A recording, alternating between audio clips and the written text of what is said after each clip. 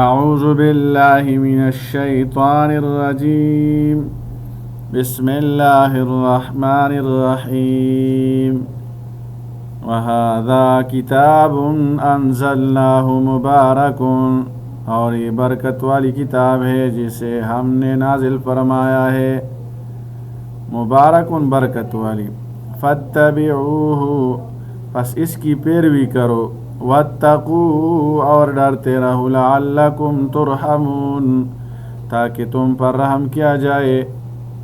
ارشاد ہوا ہے کہ یہ قرآن حکیم جس کو ہم نے اپنے نبی محمد صلی اللہ علیہ وسلم پر نازل کیا ہے، یہ برکت والی کتاب ہے، تم اس کی پیروی کرو، اس کتاب کو اپنا امام بنا لو، اور اس میں جو عقائد مذکور ہیں ان کو مانو، اور جو احکام مذکور ہیں ان پر عمل کرو، اور ڈرتے رہو، اپنے دلوں میں اللہ سے ڈرو، اور اس کے خلاف عمل نہ کرو، اس کی حدود سے تجاوز نہ کرو، اور اس کی حرام کردہ چیزوں کو حلال نہ کرو۔ ان تقولوا انما انزل الكتاب على طائفتين، کہیں تمہیں نہ کہنے لگو کہ بے شک کتاب تو ہم سے پہلے دو گروہ پر نازل کی گئی تھی، من قبلنا ہم سے پہلے، وَإِن كُنَّا عَن دِرَاسَتِهِمْ لَغَافِلِينَ اور ہم تو ان کے پڑھانے سے یقیناً بے خبر تھے۔ کہیں آپ یوں نہ کہو، اللہ نے فرمایا کہ ہم نے کتاب نازل کی، اس کا سبب یہ ہے کہ تم یوں نہ کہنے لگو کہ ہم سے پہلے دو جماعتوں پر کتاب نازل ہوئی تھی، یہود و نصارہ پر، اور ہم ان کے پڑھنے پڑھانے سے غافل تھے، کیونکہ وہ ہماری زبان میں نہیں تھی، لہذا ہم اس سے استفادہ نہیں کر سکتے تھے۔ اللہ نے قرآن حکیم نازل فرما کر اس عذر کو ختم کر دیا۔ یہ بھی ممکن کا کہ یوں کہتے کہ ہمیں کتاب نہیں دی گئی، اگر ہم پر کتاب نازل ہوتی تو ہم خوب اچھی طرح عمل کرتے۔ او تقولوا لو انا انزل علینا الکتاب، یا کہنے لگو کہ اگر ہم پر کتاب نازل ہوتی، لکننا اہدی منہم تو ہم ان سے یقینا زیادہ ہدایت یافتہ ہوتے۔ فقد جاءکم بینۃ من ربکم، تو یقینا ہم تمہارے پاس تمہارے رب کی طرف سے آ چکی ہے واضح دلیل، وَهُدًى وَرَحْمَةٌ اور ہدایت اور رحمت، فَمَنْ أَظْلَمُ مِمَّنْ كَذَّبَ بِآيَاتِ اللَّهِ، تو اس سے بڑا ظالم کون ہے جس نے اللہ کی آیات کو جھٹلایا، وَصَدَّفَ عَنْهَا اور ان سے منہ موڑا۔ سَنَجْزِي الَّذِينَ يَصْدِفُونَ عَنْ آيَاتِنَا، ہم عنقریب ان کو سزا دیں گے جو ہماری آیات سے منہ موڑتے ہیں، یصدفون منہ موڑنا، سوء العذاب بما كانوا یصدفون، برے عذاب کی سزا اس وجہ سے کہ وہ منہ موڑا کرتے تھے۔ اللہ نے قرآن حکیم نازل فرما کر مشرکین پر حجت تمام کر دی کہ وہ یہ عذر پیش نہ کر سکے کہ اگر یہ کتاب کا نزول ہوتا تو ہم سابقت میں یہود و نصارہ زیادہ ہدایت یافتہ ہوتے۔ قرآن حکیم ہدایت رحمت کا منبع ہے، قرآن سے اعراض برتنے پر برے عذاب کا بدلہ دیا جائے گا۔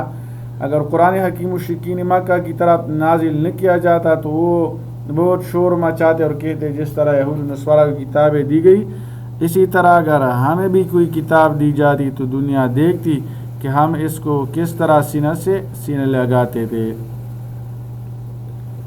حَلْ يَنظُرُونَ إِلَّا أَن تَأْتِيَهُمُ الْمَلَائِكَةُ، کیا یہ انتظار کر رہے ہیں کہ ان کے پاس فرشتے آئے، او یأتی ربک، یا آپ کا رب آ جائے، او یأتی بعض آیات ربک، یا آپ کے رب کی کوئی نشانی آئے، یوم یأتی بعض آیات ربک، جس دن آپ کے رب کی کوئی نشانی آئے گی، لا ينفع نفسا ایمانها، تو کسی کو اس کا ایمان لانا نفع نہ دے گا۔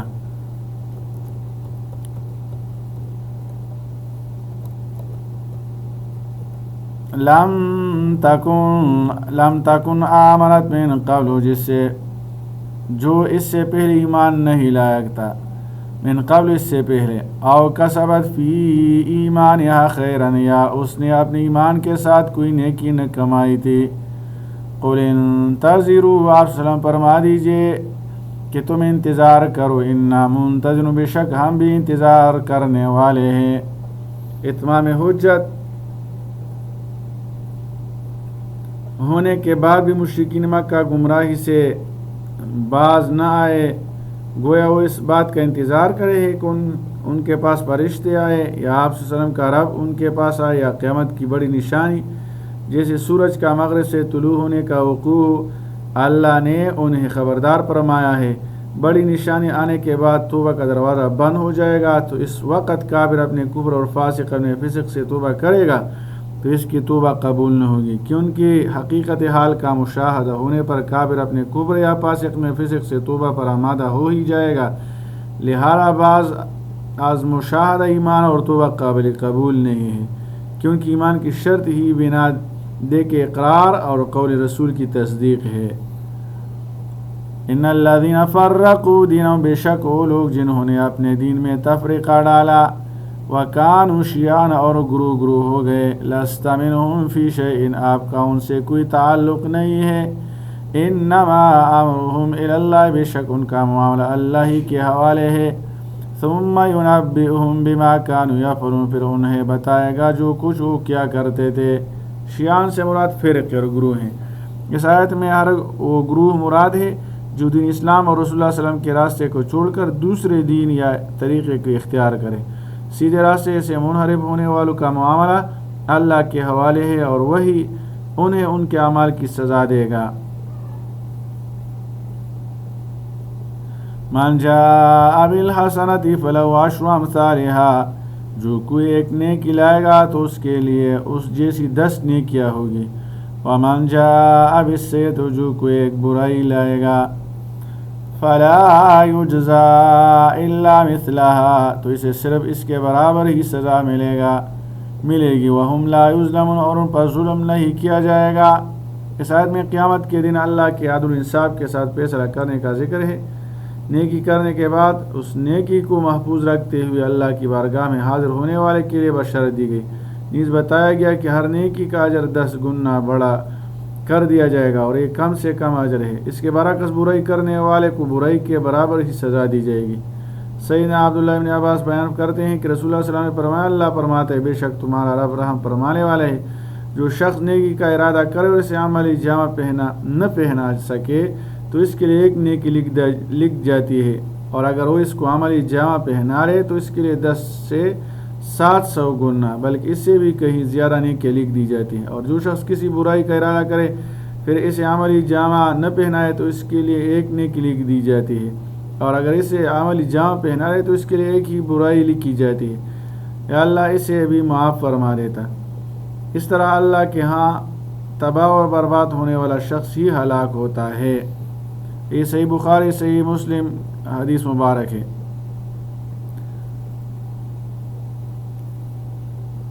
قل اننی ہدانی ربی، بے شک مجھے میرے رب نے ہدایت فرمائی، الی صراط مستقیم، سیدھے راستے مستحکم دینا ملت ابراہیم، ملت ابراہیم کی طرف، حنیفاً جو ہر باطل سے جدا، اللہ کے لیے یکسو تھے، وما کان من المشرکین، اور وہ شرک کرنے والوں میں سے نہ تھے۔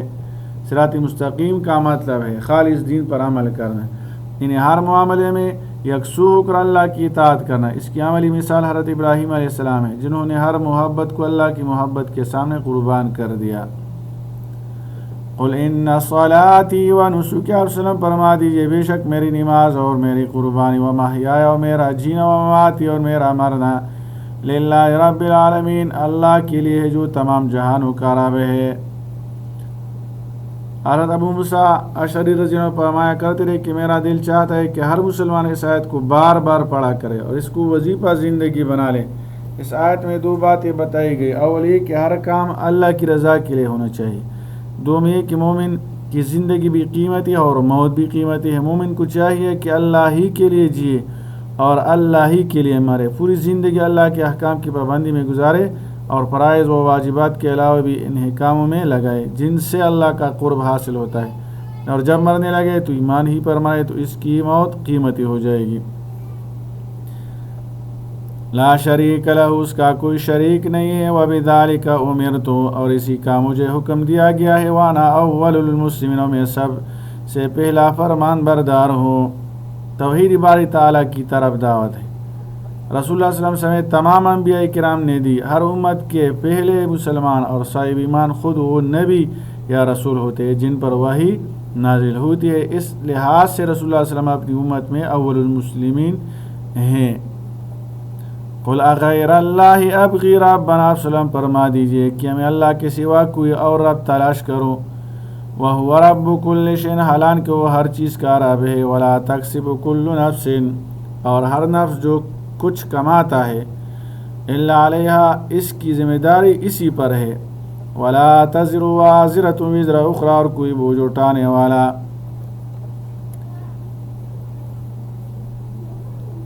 کسی دوسرے کے گناہوں کا بوجھ نہیں اٹھائے گا۔ ثُمَّ إِلَىٰ رَبِّكُمْ مَرْجِعُكُمْ، پھر تمہیں اپنے رب ہی کی طرف واپس جانا ہے۔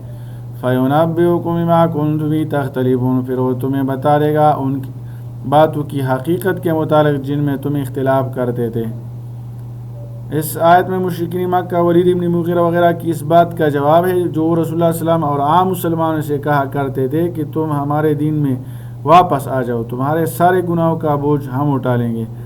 اس پر فرمایا کہ آپ صلی اللہ علیہ وسلم ان سے کہہ دیجئے، کیا تم مجھ سے یہ چاہتے ہو کہ تمہاری طرح میں بھی اللہ کے سوا کوئی عورت تلاش کر لوں، حالانکہ وہی سارے جہان اور ساری کائنات کا رب ہے۔ اس گمراہی کی وجہ سے کوئی امید نہ رکھو۔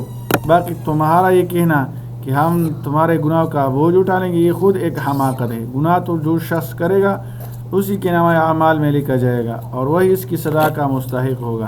تمہارے اس کہنے سے وہ گناہ تمہاری طرف کیسے منتقل ہو سکتا ہے؟ اور اگر یہ خیال ہو کہ نامہ اعمال میں نہیں کا لکھا رہے گا لیکن میدان حشر میں ان گناہوں کا بوجھ ہم اٹھا لیں گے، تو اسے بھی اس آیت کے اگلے جملے نے رد کیا۔ وَلَا تَزِرُ وَازِرَةٌ وِزْرَ أُخْرَىٰ، قیامت کے روز کوئی شخص کسی دوسرے گناہ کا بوجھ نہیں اٹھائے گا۔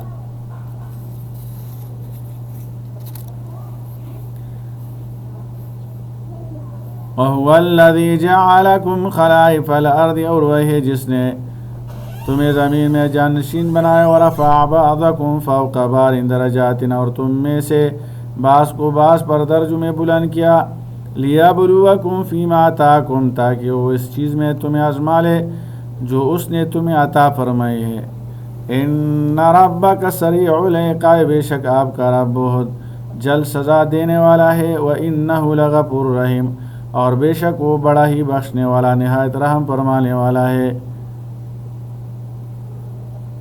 خلائفہ خلیفہ کی جمع ہے جس کے معنی ہے کسی کا قائم مقام ہے، یعنی کہ اللہ نے ہی تم سے پہلے قوموں کی جگہ پر آباد کیا ہے۔ کوئی مکان زمین جیسے آج تم اپنی ملکیت کہتے اور سمجھتے ہو، یہ کل تم ہی جیسے دوسرے انسانوں کی ملکیت میں تھی۔ اللہ نے ان کو ہٹا کر تمہیں ان کی جگہ بیٹھایا۔ اور پھر یہ بات بھی قابل غور ہے کہ تمام انسان یکساں نہیں، کوئی مفلس ہے، کوئی مالدار، کوئی کمتر ہے تو کوئی عزت میں برتر۔ درجات کا تفاوت بھی تمہیں اس کی خبر دے رہا ہے کہ اختیار کسی اور ہستی کے ہاتھ میں ہے، وہ جس کو چاہے مفلس کر دے، جس کو چاہے مالدار، جس کو چاہے عزت دے، جس کو چاہے ذلیل کر دے۔ یہ سب کچھ دراصل امتحان کا سامان ہے۔ پوری زندگی ایک امتحان ہے اور جس کو کچھ بھی اللہ نے دیا ہے اسی میں اس کا امتحان ہے کہ اس نے کس طرح اللہ کی دی ہوئی جان، مال، عمر اور عہدہ کو امانت سمجھ کر اس کا حق ادا کیا اور کس حد تک اپنی فرمان برداری کا ثبوت دیا۔ اس امتحان کے نتیجے میں آخرت کی زندگی کے درجات اور مراتب کا انحصار ہے کہ اس زندگی کے مطابق وہ درجات اور مراتب ملیں گے۔ اللہ تعالیٰ عمل کرنے کی توفیق عطا فرمائے۔ وصلی اللہ تعالی علی خیر خلقہ محمد وآلہ واصحابہ اجمعین برحمتک یا ارحم الراحمین۔